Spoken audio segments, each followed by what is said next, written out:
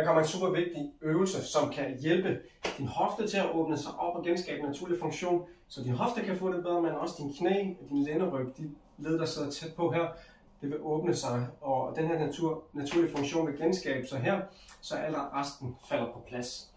Og det er det, i stedet for at arbejde her lige og styrke det lige, så vil vi gerne have den naturlige rotationskomponent ind, som vi har i kroppen.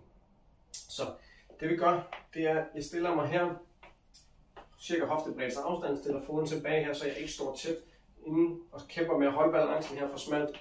Så afstand, og så finder jeg et sted her, man kan godt stå med et lille skridt tilbage, man kan også stå længere tilbage, og så går vi tilbage her i hoften, bøjer i hoften, skubber hoften tilbage, strækker det her stykke, og jeg roterer samtidig med.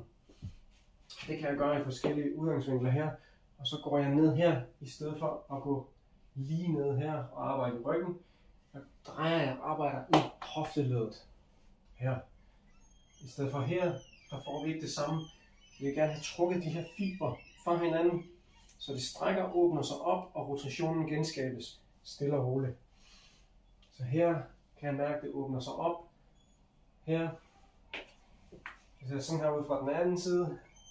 Masser af rotation, alt hvad jeg kan. Jeg vil virkelig gerne have så meget bevægelighed som muligt, åbne det op og komme ned. Og det kan se sådan her ud. Det vigtigste er, at du bare mærker det, strækker det. Du kan lave det i forskellige vinkler, alt efter din fysiske funktion. Vi er alle sammen forskellige i, hvor lang er vores lårben, hvilken vinkel har det ind i hoften.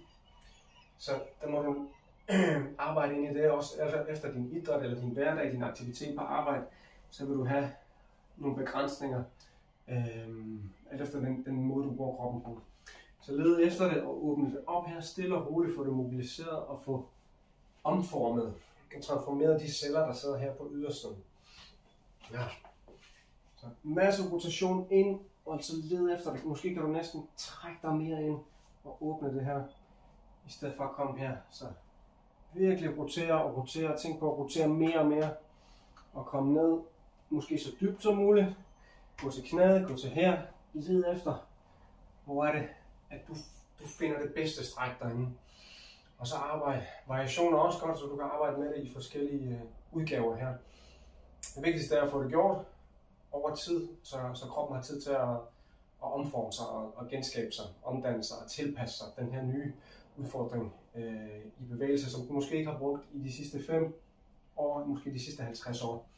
Og det er så vigtigt, når vi kigger både på naturlig funktion, hvis du bare vil være naturligt velfungerende menneske, men også hvis du gerne vil have optimeret din idræt også, fordi vi ved, altså sådan, når vi kigger på Cristiano Ronaldo, når han sprinter, så er det ikke bare sådan helt lige. Der sker de her rotationer i kroppen, for at man kan være eksplosiv fremad.